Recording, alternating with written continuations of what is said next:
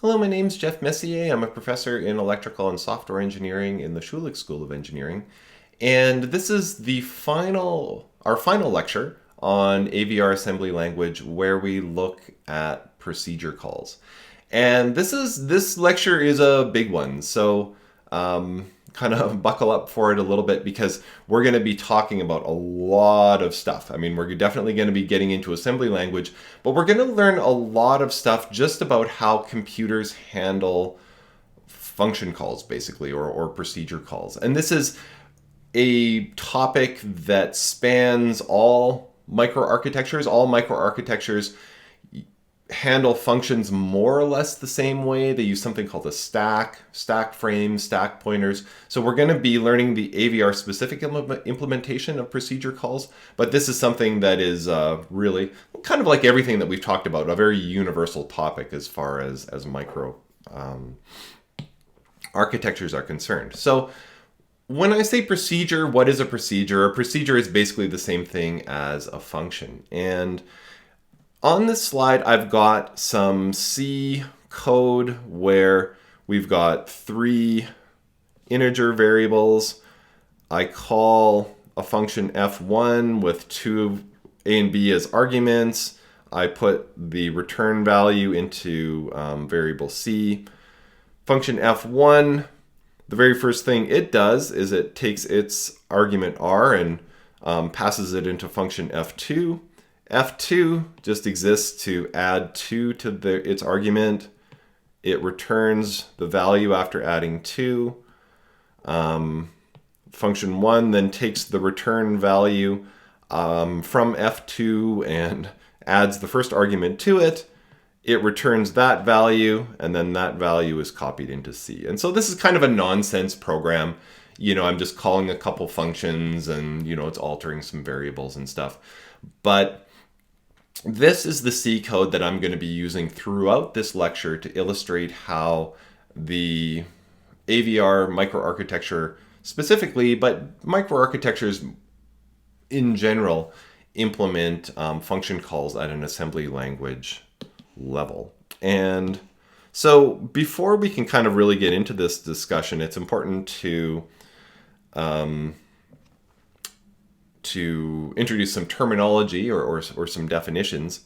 So the data being passed into a procedure or a function are its arguments. Arguments. So A and B are the arguments for F1. R is the argument for F2. A and B are the outgoing arguments for main. So if we're taking the perspective of the function that's calling, or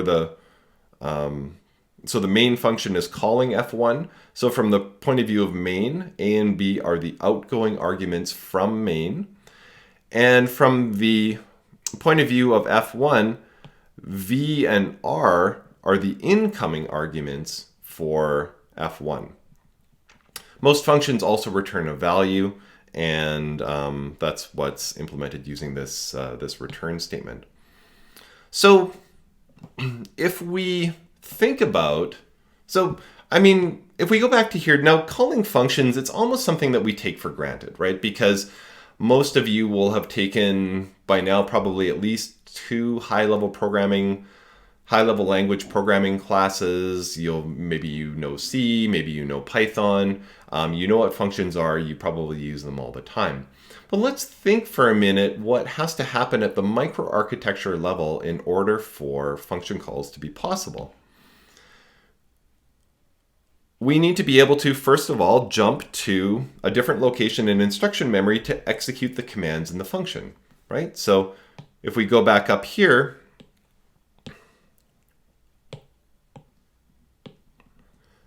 the machine code for function F1 is located in some place in instruction memory. And when we call F1, we need to be able to jump to the location in instruction memory that contains the code for F1. We need to be able to pass arguments into our procedures. Once we're finished executing the code in our function, we need to be able to jump back to the correct place in instruction memory after our function is finished. So if main calls f1, once f1 is finished, we need to be able to get back to main, back to the correct location in main. We need to be able to receive a return value from the procedure, and we need to be able to do this a large number of times. So function calls are something that happen in programs a lot, right? And functions can call functions and other functions, and so we can maybe have several live sort of active function calls active at once. And we can't really predict how many function calls we may have to handle. So if our computer is interacting with a human or a real world environment, and the function calls are happening in response to sort of stimulus or input a computer's getting from the environment, it's impossible in many cases to predict that. So we need to have a structure that's flexible that will allow a large number and an unpredictable number of functions to be called and active at the same time. And so it's a big job, right? So there's going to be a lot of details that we're going to be talking about to sort of accommodate all of these requirements.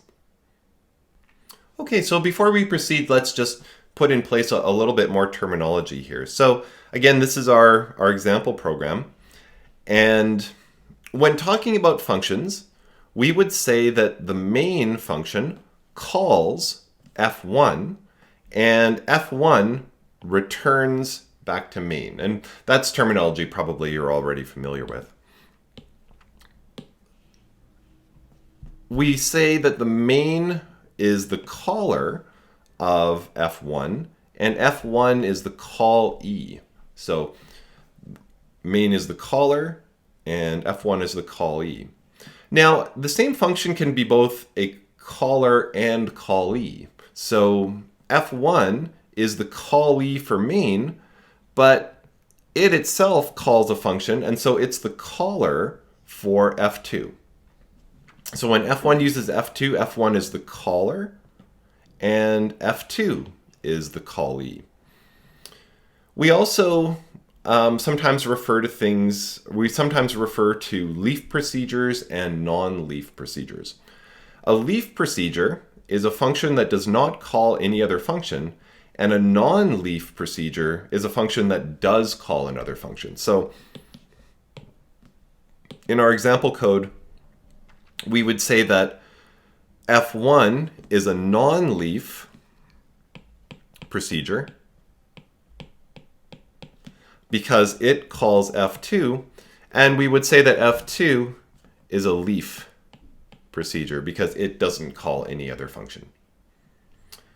Now, just to sort of consolidate this idea of calling and returning, it's useful to take a look at our sample C function and then kind of visualize what needs to happen in instruction memory in order to implement our C function. So let's say this is our instruction memory where the machine language for F2 are contained in the light gray region. The machine language instructions for F1 are contained in the dark gray region.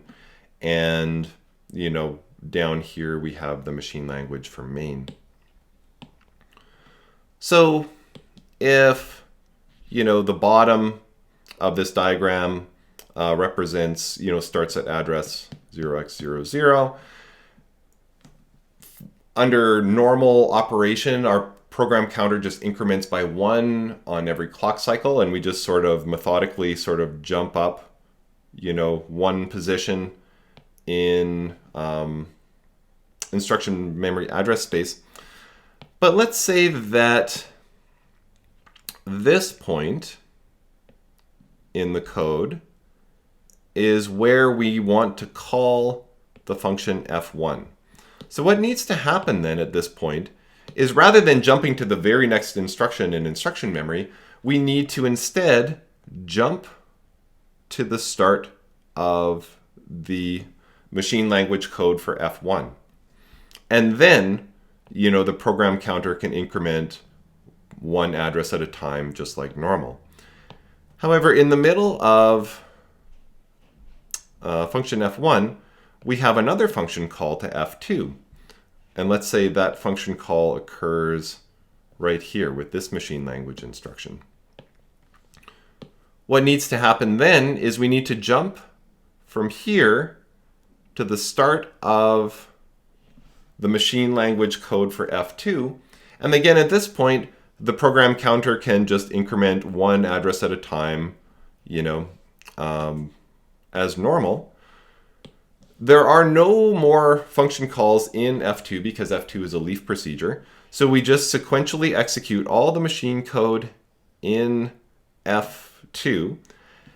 And then this final statement needs to get us back to our caller location. And so we need to jump again from this location back to the address, the address of the machine language instruction that immediately follows the instruction that called f2 in the first place. So when you return from f2, you need to return to the machine language instruction that immediately follows the machine language instruction that jumped you to f2 in the first place. Once we're back here, then we sequentially execute the rest of the machine language instructions in f1. And this last machine language instruction in f1 jumps us back to this point in instruction memory in main, which is the machine language instruction that immediately follows the machine language instruction that jumped us to f1 in the first place. And I'm gonna, in the next slides, tell you what all these machine language instructions are. The instruction that jumps us to a function is called call. The instruction that returns us from a function is called return, basically, or RET. And that's all very intuitive, but it's important to, or the naming at least is intuitive. But it's important before we get into the names and the instructions and all of those details for you to have this high-level picture of what exactly needs to happen in instruction memory when we call, execute, and return from a function. So in order to understand how function calls are implemented by a microarchitecture, we need to talk about a special region of memory called the stack. And the stack is something, I mentioned it earlier on when we were talking about the AVR memory map. And it's also possible that you may have heard mention of the stack in one of your earlier programming courses.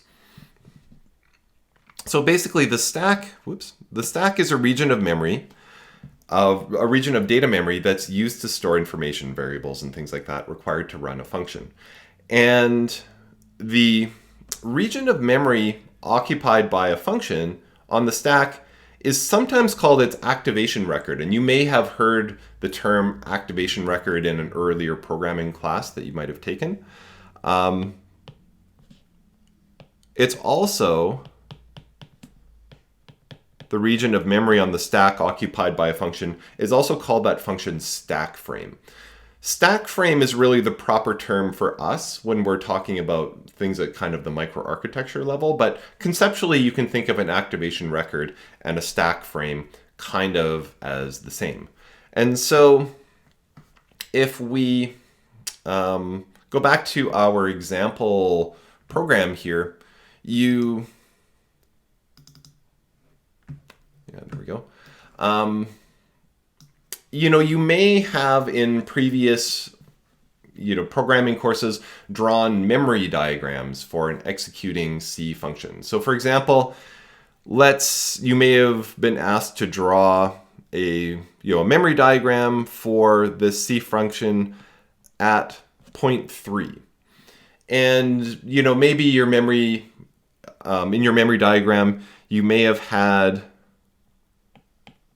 perhaps an area of memory that you called global memory, and then you may have had another area of memory that you referred to as the stack. Now, global memory is the area where you store global variables, of which we have 3 in this C program. And maybe you would have represented each one of these variables as a box. A, B, and C. And inside the box, you would put the value 1, 2, and 3. So global memory implemented at the or sort of at the assembly language level and at the microarchitecture level is basically data memory, or in other words, the heap. So the variables A, B, and C would be started in the region of data memory on the AVR that starts at address hex 4000. Now, over here at the stack level, you may have learned how to draw something called activation records. And activation records you would have used to basically represent the memory occupied by a function as long as it's active. And these pictures might have looked something like this, where you've got, let's say you draw the activation record for F1. Again, it would be kind of a big box. Maybe at the top of the box, this is where you put your local variables, and then you draw another region at the bottom of the box for your arguments, V and R. So in this case, V is 1, R is 2. Because at point 3 we haven't returned from F2, we haven't initialized Z with any value, so maybe we would just put a question mark in there. And because we've also called F2, we would draw an activation record for it as well. It has one local variable Y, which would take on a value of 4, and one argument X, which would take on a value of 2. And I'm working through this example. I'm not going to require you to draw activation records in this class, but I'm just going through this because I think this should be familiar to you. I believe that you would have probably seen this type of diagram in an earlier programming class. If you don't remember or you didn't see this, don't stress about it. But basically what I'm trying to draw here is this concept that, functions, while they're active, require memory to store their arguments and variables. And this memory lives in a special and the storage for these activation records for these function variables is located in a special region of memory called the stack. And the stack on the AVR is located at address 7FFF and areas below that. So we start at address 7FFF, and as we allocate more storage on the stack to store variables for functions, we move down in address space. And so on the stack, we would have a region of storage allocated to store the information required by F1, and a region of storage required to store the information required by F2. Now, this is as far as I'm going to go with this activation record stuff because it's useful conceptually, but it really doesn't capture the actual details that we're going to be working with at the microarchitecture level. So for example, activation records shows storage for variables and arguments, and sometimes that's required on the stack, sometimes it isn't when working at the microarchitecture level. There's also things that the microarchitecture requires on the stack that isn't captured in this kind of activation record diagram. So for example, we need a return address that gets stored on the stack, and that's not captured here as well. So just for the purposes, I'm just drawing this to hopefully draw a bit of a link to concepts that you might have seen in a previous programming class. But we're basically going to take this and build on it and modify it. So all I really want you to get out of this slide is this notion that we've got an area of memory called the stack, and we temporarily allocate storage on the stack to store variables for functions while they are currently active. And once a function returns and is no longer active, that area of memory on the stack is deallocated and made available for another function. Okay, so as I said, what we're going to do now with the rest of this lecture is learn how the AVR processor implements the stack on a very detailed level. And this will involve learning about how activation records or stack frames are stored on the stack, and how a special group of registers all kind of work together to facilitate procedure calls. And what we're building up to is, in a couple of slides, I'm going to start building an assembly language program that essentially implements procedure calls. But before I do that, I need to implement just a little bit more background information on what we're going to see and focus on in the simulator. And so we know from our work with activation records that the stack needs to be able to dynamically grow and shrink during program execution. So when a function is called, we need to allocate some storage on the stack. When the function returns, we need to deallocate that storage and make it available for another function. Sometimes we have multiple functions active at the same time, and all of those need to exist on the stack at the same time. And the amount of storage that's been used up on the stack, we keep track of that using something called a stack pointer. And a stack pointer is actually two 8-bit registers, stack pointer high and stack pointer low. Because the stack pointer is a register pair that keeps track of how much stack memory has been allocated.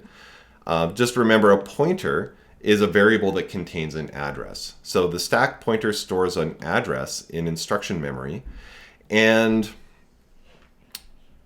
data memory. And the combination of stack pointer high and low contains the address at the top of the stack, which is the lowest unoccupied memory word on the stack. And since data memory uses 16-bit addresses, we need two 8-bit registers, SPH and SPL, to store the entire 16-bit address. And the term stack frame refers to the region of memory that a function allocates for itself on a stack. So a stack frame and an activation record are basically the same thing. Now, if we want to allocate new space on the stack, we decrement the address in the stack pointer. And if we want to deallocate space on the stack, if we're finished with a stack frame, for example, we increment the address in the stack pointer.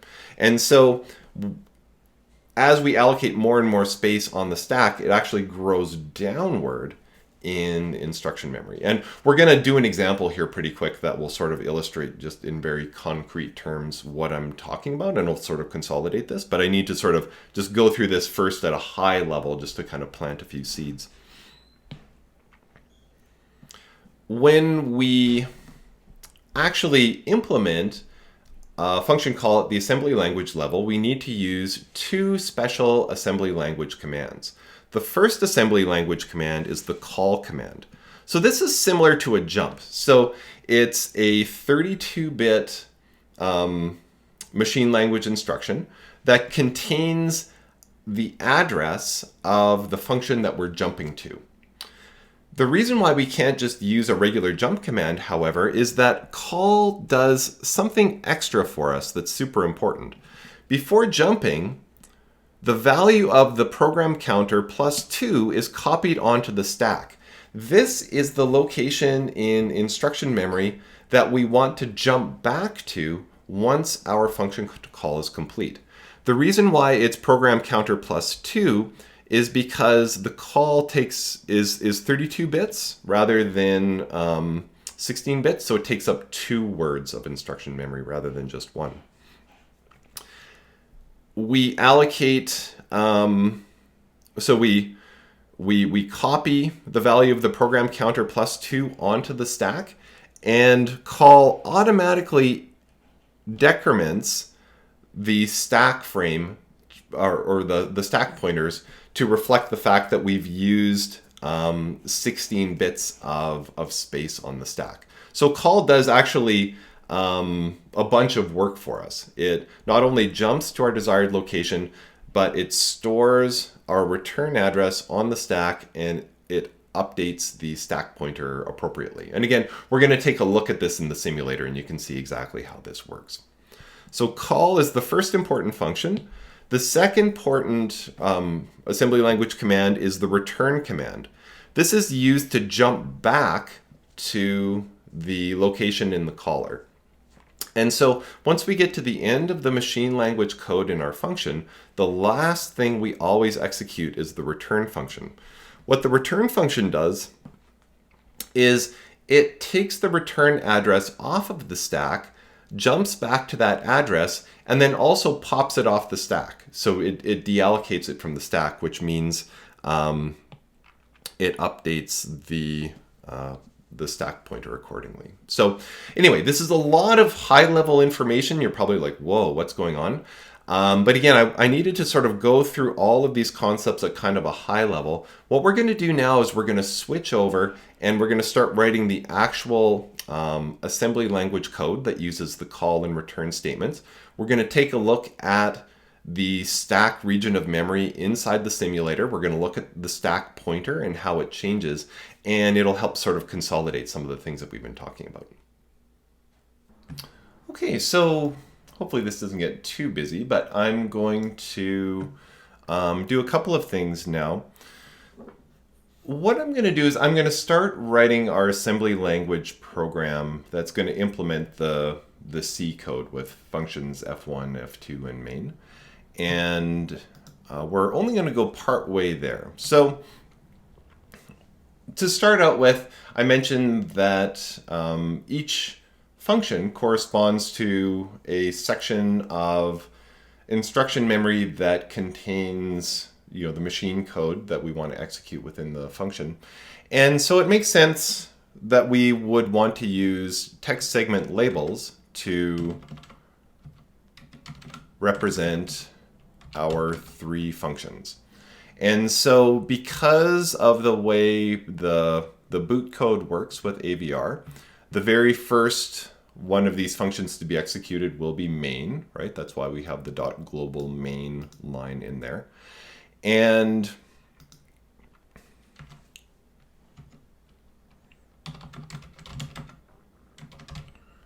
I'm going to add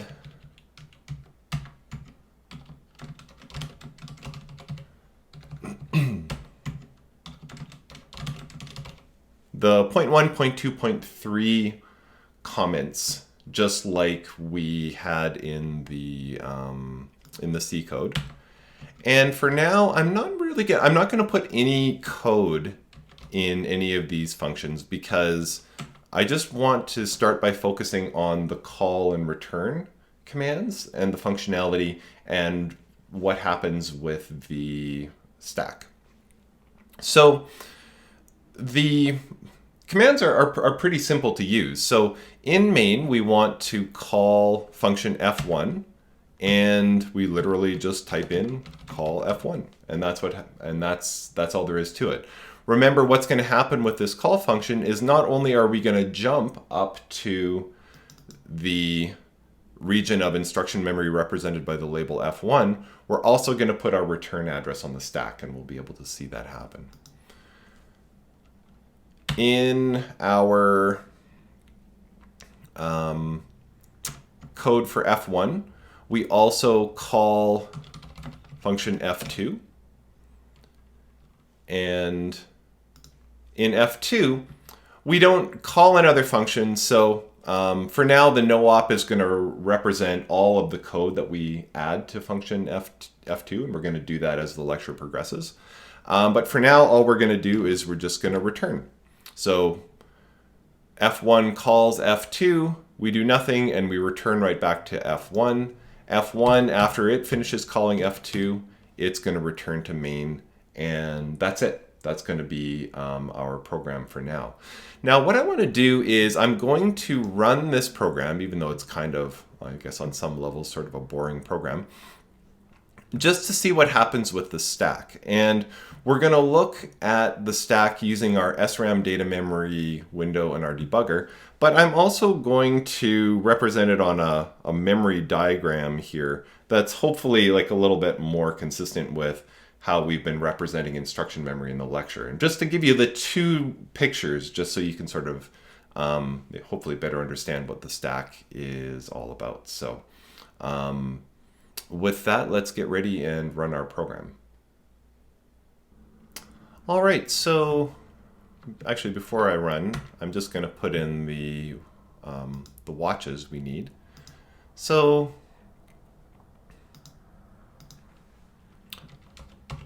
basically, I just want to, for now, use the watches to take a look at our stack pointer registers. So we're going to look at stack pointer high and stack pointer low. Oops.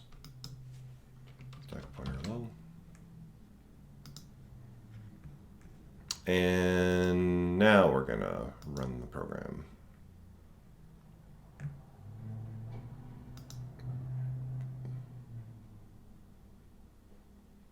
Okay, so we've started out with the, just by stopping at the very first line in main.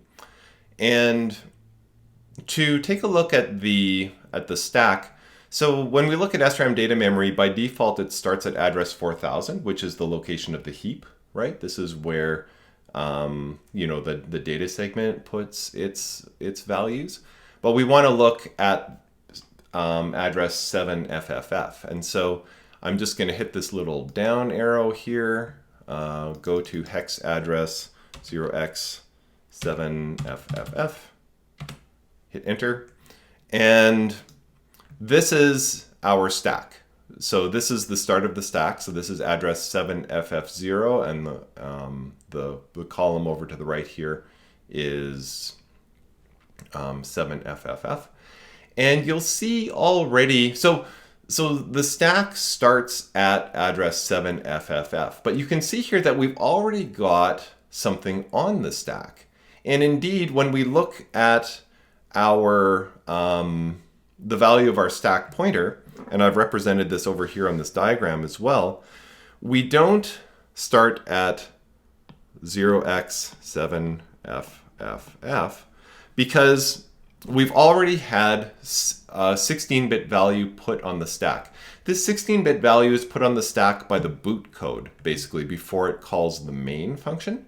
And so we've already got 16 bits used. So our stack pointer, and remember the stack pointer points or at the address of the first unused byte on the stack, points at 7FFD. Which corresponds to that location in instruction memory. So now I'm going to start stepping through my program. This is where it's really important to use the step into command rather than the step over command. The step over command won't follow call statements. Step into does. So we're going to go to the call. Now, something also interesting to take a look at in our instruction memory is the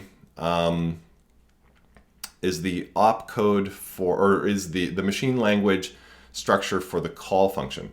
As I said in the notes, call is 32 bits long, and so here and here we see the 32-bit content of the call command. And similar to jump, the address that we're jumping to is embedded inside the call command. And so we're going to jump to address 82 in instruction memory. And 82 is up here, and that's going to correspond to the start of F1. That corresponds to the first no-op in function F1. And so if we jump up to address 82 in instruction memory, but also take a look at what has happened up here to the stack pointer. We've gone from a value of FD down to FB, right? And so we're at point 2 on our diagram. The stack now points to FB, which means we've got 16 bits of data on our stack. What are the 16 bits of data that's been added to the stack? Well, we've got 0089. This is the return address of for F1. So this is where we want to jump back to when F1 is finished. Does the address 89 make sense? It does, because if you look down here, back at address 87, this was the call F1 command in main. When F1 is finished, we want to jump to the very next command after where F1 was called. And if you look at the address in instruction memory, that's address 89. And that's the address that's sitting on our stack. So if we set, if we step again, we're going to call F2. And before we call F2, let's think about what we expect to happen.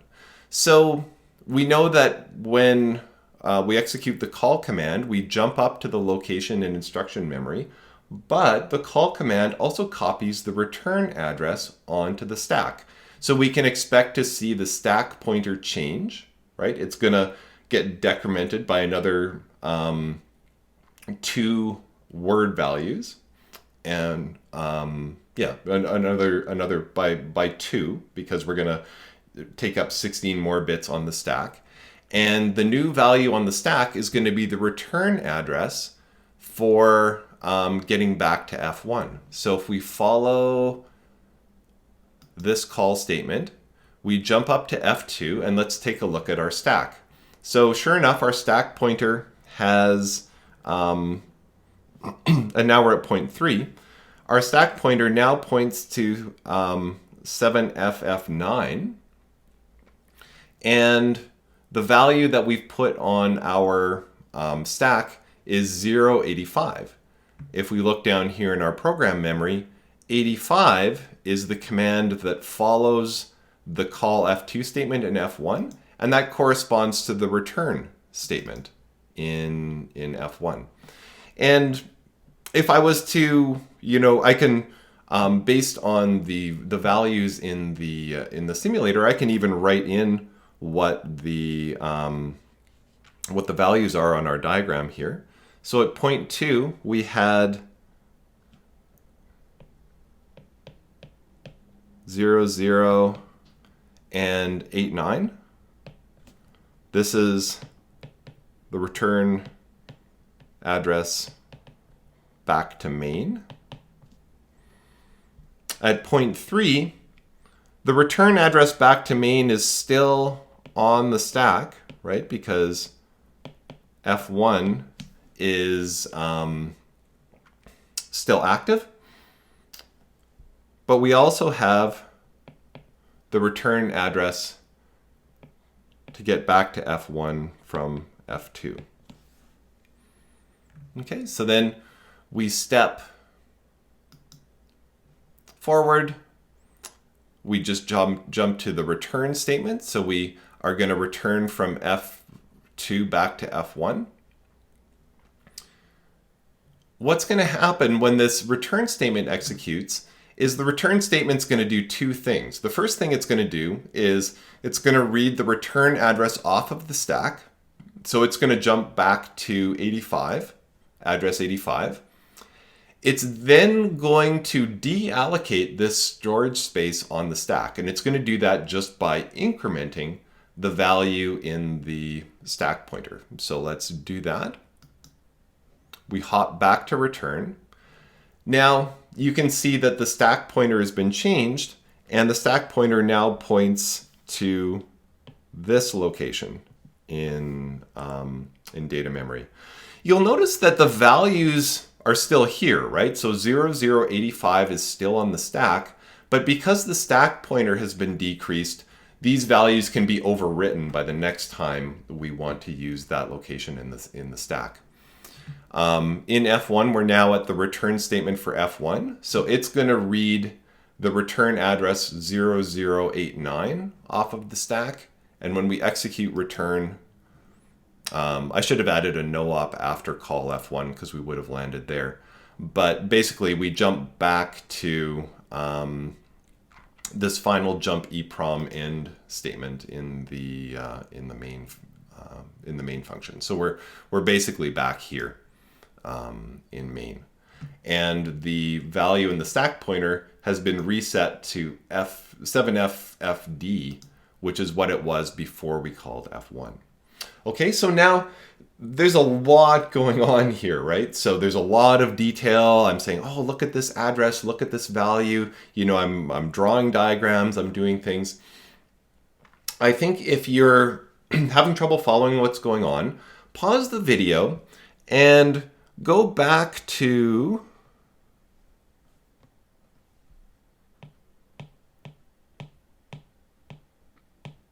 this slide. Right? So what I'm doing here is basically just what I drew on this slide.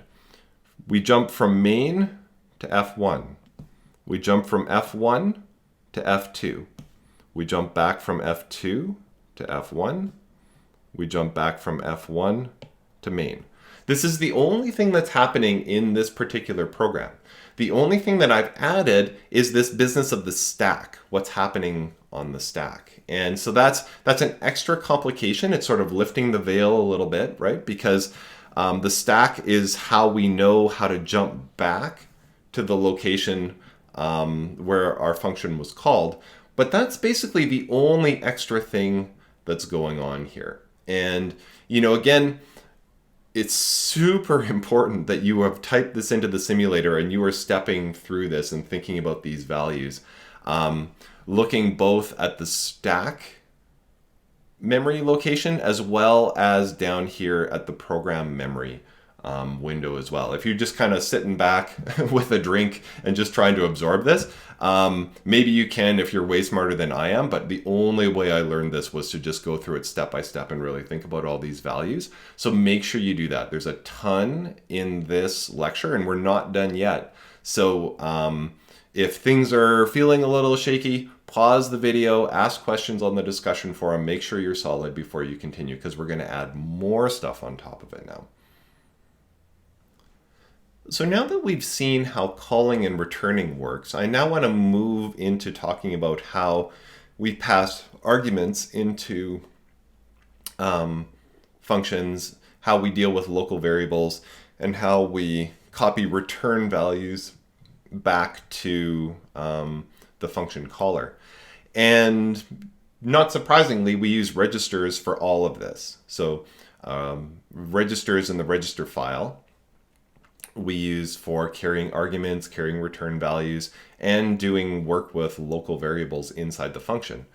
And so that means that if we have multiple active functions, one function might be using a register for something, and then it might call a function that then wants to use the register for something else. And so we need some rules around what functions can and can't do with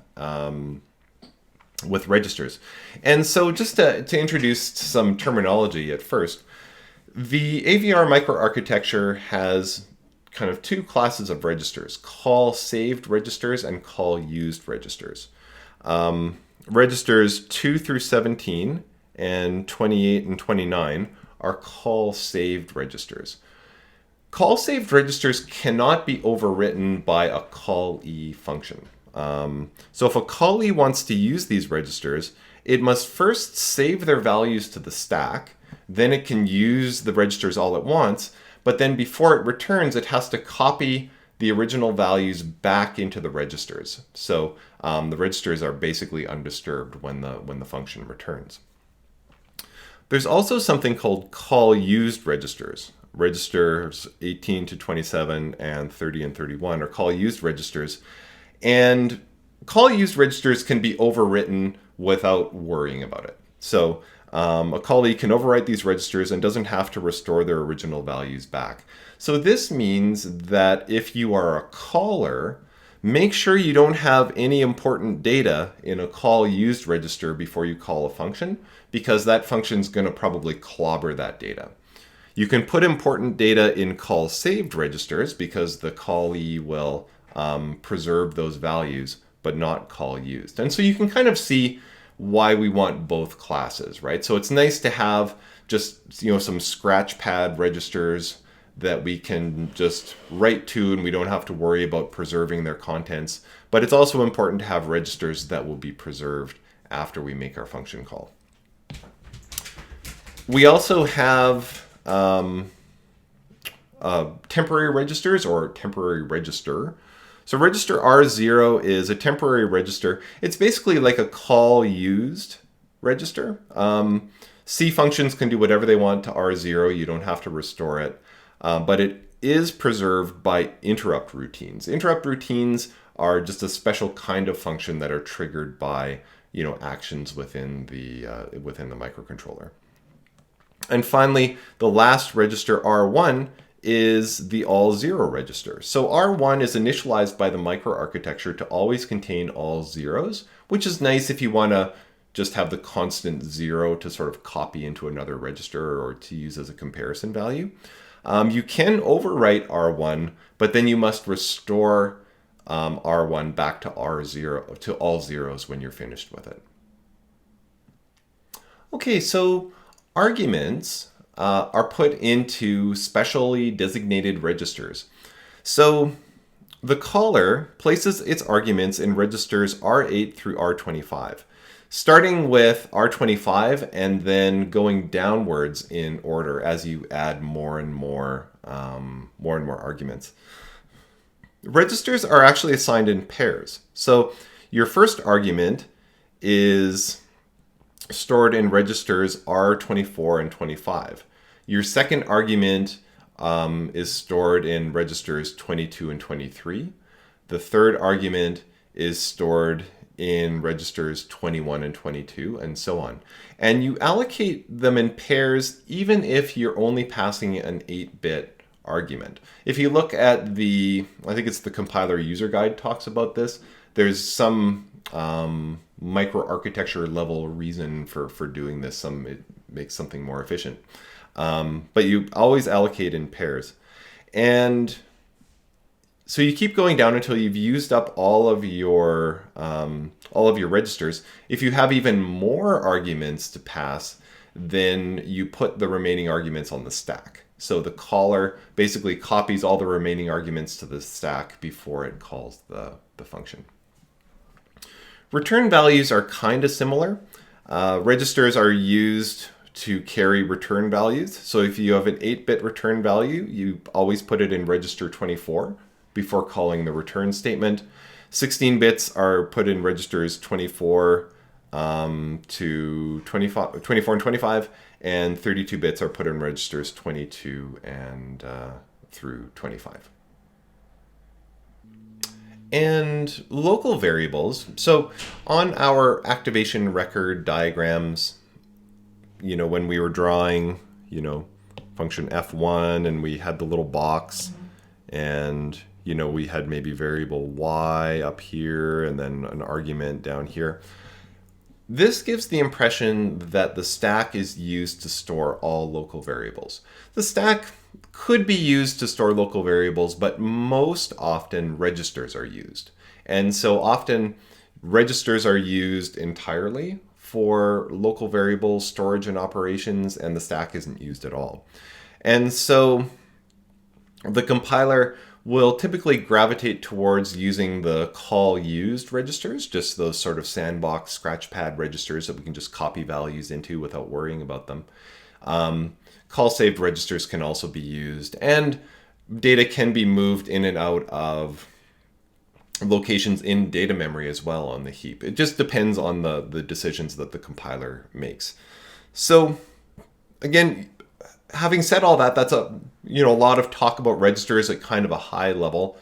But I needed to sort of cover those concepts at a high level. What I'm going to do now is we're going to switch back to the simulator, and I'm basically going to show the entire, the development of the entire remaining assembly language program. We're going to add in all of the registers and everything we need to do to pass arguments, do the operations, pull return values out, and then you can see the whole thing working together.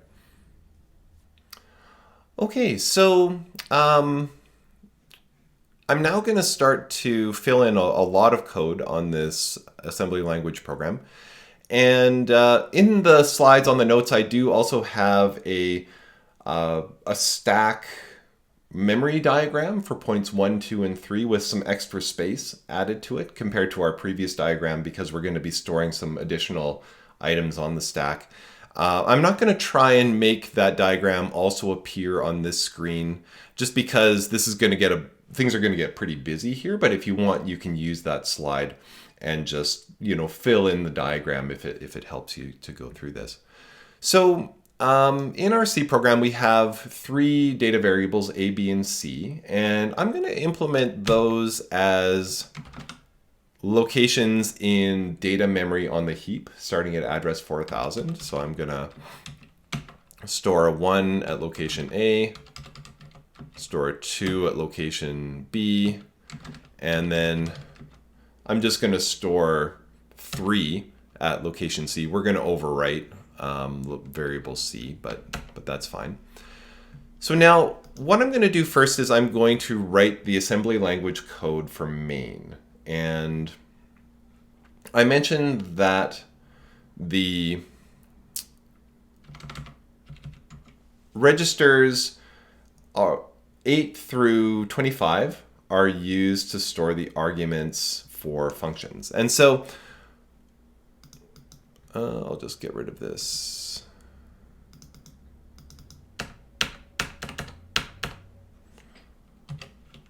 So the call statement is basically where we call function f1 with arguments a and b, right? So we know all about call and how it works, but we have to prepare arguments a and b. So argument a, the first argument, is going to be stored in registers 24 and 25. Argument b is going to be stored in registers 22 and 23. So what I'm going to do to prepare those arguments is I'm going to pull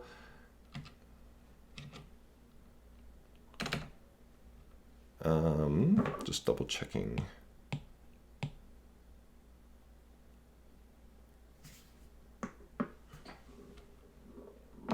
Yes, so R25 holds the higher byte. So I'm going to initialize R25 to 0. And I'm going to load the value of A into the lower byte. So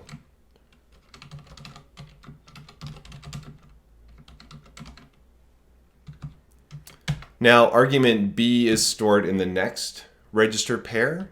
So register 23 holds the upper byte of our argument. Because we're working with 8 bits, this needs to be 0.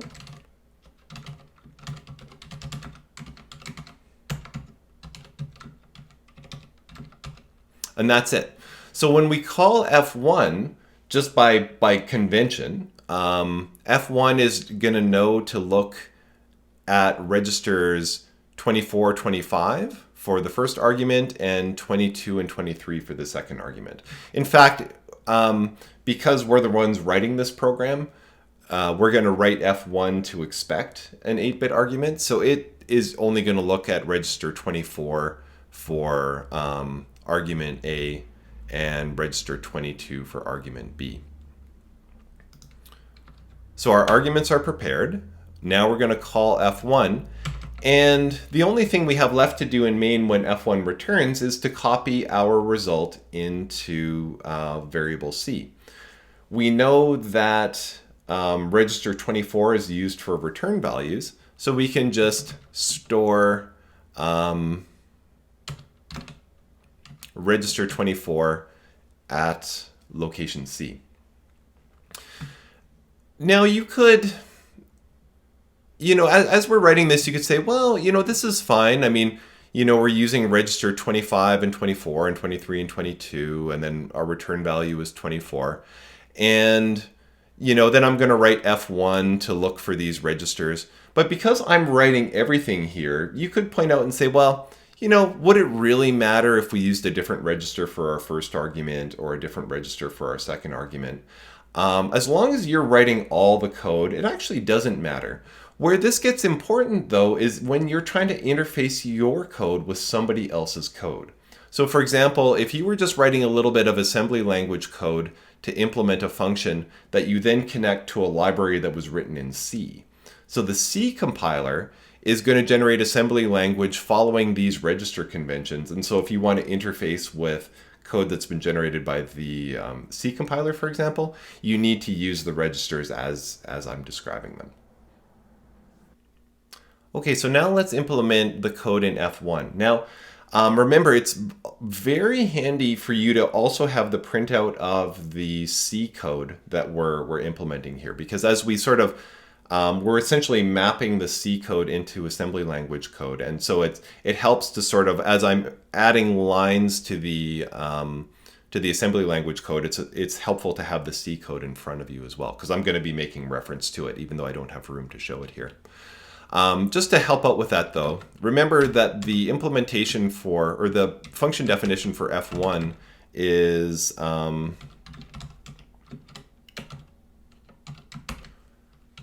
takes two integer arguments, v and r. The declaration for F2 takes a single integer argument x. And down here in F1, this call statement is calling F2 with the argument r, right? So we take our second incoming argument in F1, and we use that as the outgoing argument for F2. So we need to, just like we did down here in main, we need to prepare our function arguments. And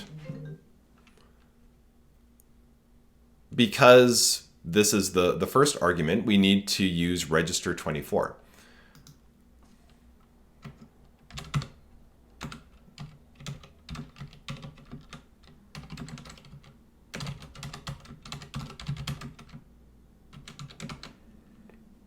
Right, so I'm going to copy our desired value, which happens to be in register 22, into register 24, because this is our first argument. And then we're going to call F2. If you look at your C code, when we return, when we get our value back from F2, we're going to increment it with V, right? So we're going to implement, if I just add a little bit more. So this is the line Z is equal to F2. Our return value Z is going to be in register 24 when the function returns. And then we need to implement the statement Z is incremented by V. And so the way that we're going to do that is, first of all, I'm going to copy the return value from our function into register 18. And register 18 is a call used register, so I don't have to worry about preserving its value.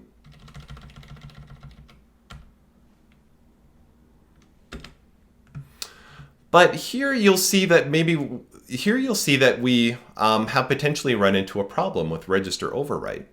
So when F1 was called, the value of V was stored in register 24.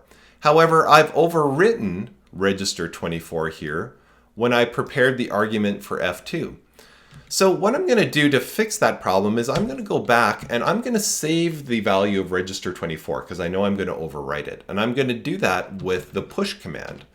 You can look the push command up in the AVR instruction set manual, but basically push will take a register, copy it to the stack, and then decrement the stack pointer accordingly. So this saves R24 to the stack.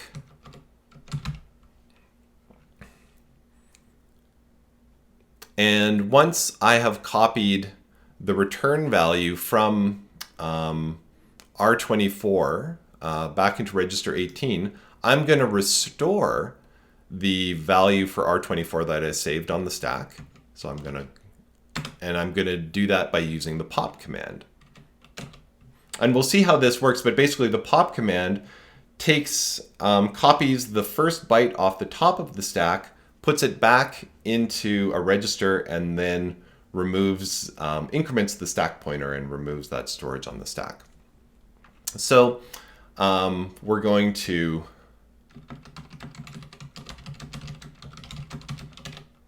restore the value of R24.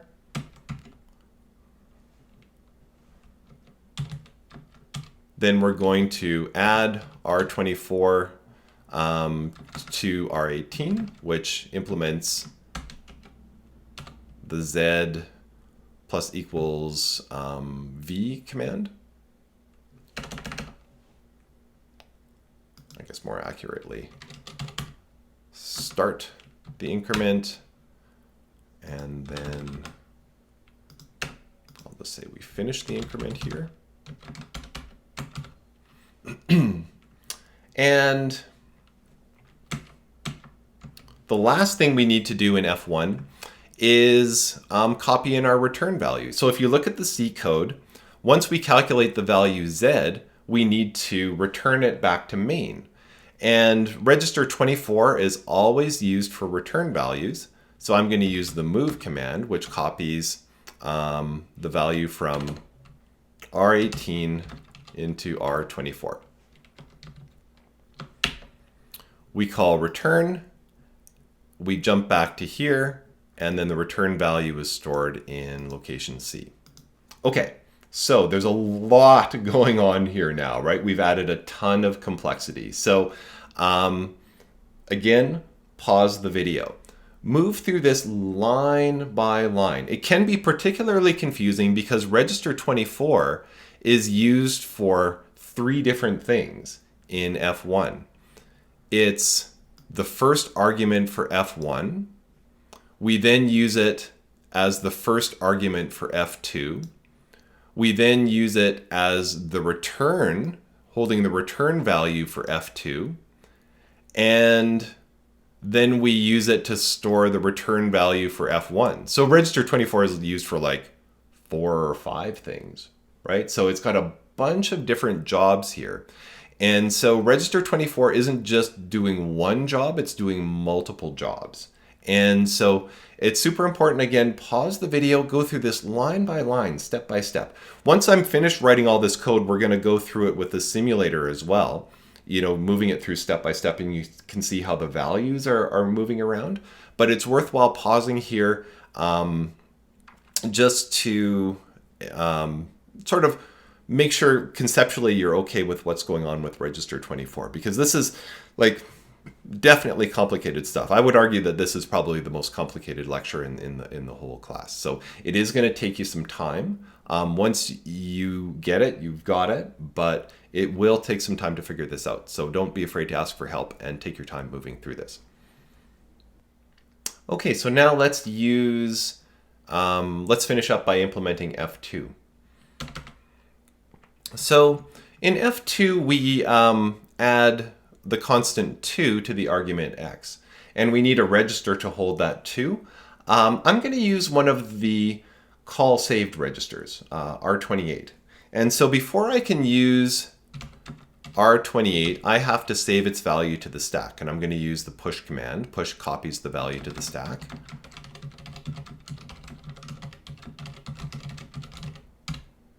And then I'm going to copy the constant 2 into R28, used for incrementing by 2. In our C code, we have a local variable y. I'm going to implement the local variable y using a call used register, register 18. So I'm going to copy our argument from register 24 into register 18.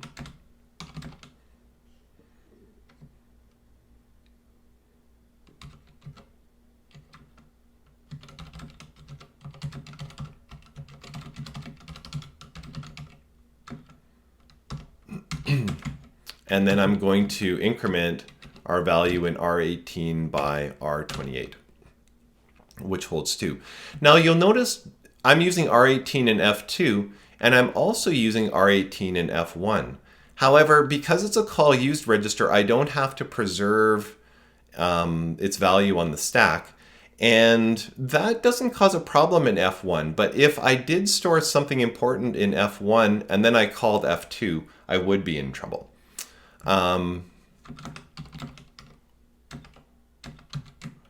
So this line implements y is equal to x plus 2. And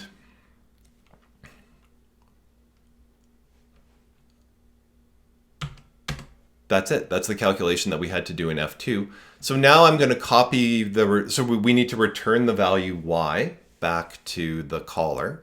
And so I'm going to copy our value y into R24, which is the return register.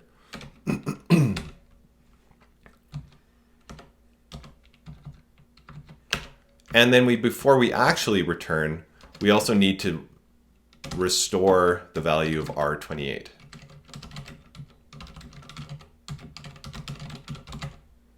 Right, so this first push statement preserved the call save register value, and this last pop statement restores the call register value. Okay, and this is it. So this is the complete assembly language code. This is the assembly language implementation of the C code. Again, very complicated, lots going on. I think a particular point of confusion might be register 24, because register 24 is doing a bunch of different jobs, again in F2. So in F2, register 24 holds the function argument.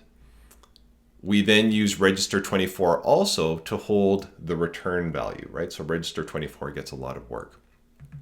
But this is the complete code. So what I'm going to do now is we're going to now finally use the debugger to step through this code, and you can see how everything sort of works together. We'll go through it very slowly, step by step. And you can see how the values will be stored on the stack and how the different register values will be manipulated. So I'm going to add watches for all of the registers that we're interested in as well. Okay, so let's add those watches. So we use register 18,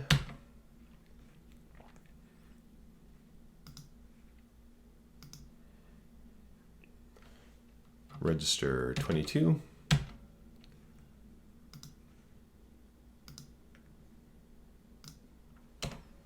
register 24, definitely. We use register 24 a ton. And register 18, register 24. I won't bother putting watches on 25 or 23 because those just stay at 0. And I'm also going to put a watch on 28.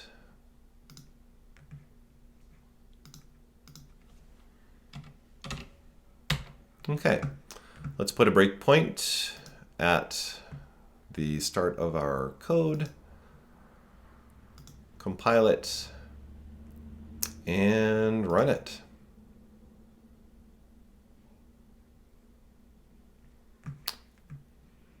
Okay, so let's start out. We haven't done anything yet. We've hit the first line in main. Let's start to make sure things make sense over here. We could ignore our R registers because we haven't initialized them at all. They've maybe got a few garbage values in them. But our stack pointer should make sense. So our stack pointer is 7FFD, and that means that we only have that initial 16-bit return address that's put on by the boot code. And so this is the first unoccupied location on our stack. So let's step through and initialize our registers. Right, so register 24 now contains the number 1, which is the variable A. And register 22 contains the number 2, whoops, which is the variable B. Okay, I'm going to go ahead and now call F2. The stack increments, and now we have our return address on the stack.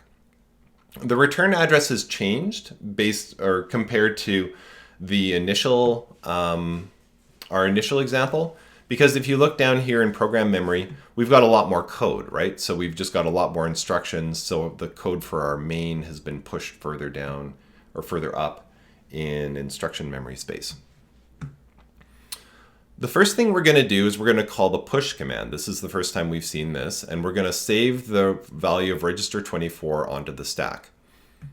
If we execute, we can now see that the number 1 appears on the stack, and our stack pointer has changed to 7FFA. If you want, if you've got that memory diagram printed out as well from the slide, you can put in the values on that slide, pause the video and write them in if that helps. The next thing we're going to do now is we're going to prepare the function argument x for F2. So we're going to copy the value of register 22 into register 24. That's what the move command does. And so if we execute that, we can now see register 24 is equal to the number 2, and we're ready to call F2. I'm going pretty quick here. I'm moving through step by step. Again, super important that you pause the video. This is the whole advantage of video lectures. If this is going too fast, pause it, slow me down, play me on half speed. Remember, you're in control of the speed at which this lecture is delivered. And in this, this lecture in particular, that control is super important. This is one example where a video lecture is far superior to an in-class lecture. If I was teaching this in class, it would be extremely difficult. So remember to take control over the video when you're watching this. Call F2. Now we pop into F2. So the first thing we need to do is preserve the value of register 28 onto the stack. So I'm going to call push. I don't know what's in register 28. It might just be 0. Oh, no, it had something in it, AF. So whatever that value was, is now preserved on the stack. We're going to copy the value 2 into register 28. And we're now going to use register 18 to store as our local variable storage. So I'm going to copy register 24 over into register 18. So register 18 is now equal to 2. We're going to add 2 to it. So register 18 is now equal to 4. And the number 4 is going to be our return value. And so because register 24 is used to hold our return values, we copy register 18 into register 24. We now are going to restore the value back into register 28. This is the first time we've seen the pop command. What the pop command is going to do is basically copy the value of AF off of the stack back into register 28 and then adjust the stack pointer accordingly. So if we call pop, we see register 28 is now back to its original value of AF. The stack pointer is adjusted and we're ready to return. We return and we jump back to the very first instruction after the call command. And now what we're going to do is we're going to take the return value and we're going to add V to it. We know that the return value is in register 24, and so we're going to copy it over into register 18 with the move command. So register 18 contains 4. Now we're going to, because V was argument number 1 in F1, and because we overwrote it, up here, we're going to restore register 24 by the pop command. The original value of register 24 was 1. That's the value at that location here. Remember, these values are old values that are still sitting on the stack, but the stack pointer is pointing to this location here. And so pop is going to copy 1 into register 24. We are now going to, so it got the original value of V. We're now going to add V to Z, which gives us a value of 5 in register 18. The value in register 18 is then going to be our return value. And I see actually I've made a mistake here in my code. So I'm just going to stop this because we need to copy register 18 into register 24, not the other way around. But that's okay. I'll just add my breakpoint there. Save, recompile, run. And we're back to where we left off, which is kind of nice. So when we copy register 18 into register 24, register 24 now contains the value 5. We call the return function, and we're back to main. Finally, we're almost done. Register 24 contains the value 5. We need to copy that into location C. I'm going to do that. And if we want to check to make sure the copy actually worked, we can go up here into our SRAM data memory, go back to address 4000, and we can see that at location C, we've copied in the value 5. And that's it. So, again, so much going on here. This lecture, even though I'm not sure what it's clocking in at maybe an hour and a half of watch time, it's going to take you, I think, the average student probably twice as long to go through this lecture. There's a ton of material. Again, so important that you pause this video frequently, play it slowly, work through things slowly in the simulator, really take control of the pace of this lecture. And there's a lot going on here, but it's all there in detail. There's a bunch of different ways to sort of look at it. Make sure you ask questions, and you'll get this. This is really hardcore assembly stuff where we're really diving into the details of how computers work here. And don't expect to get it right away, but if you work through it step by step, I'm sure you will get it in the end.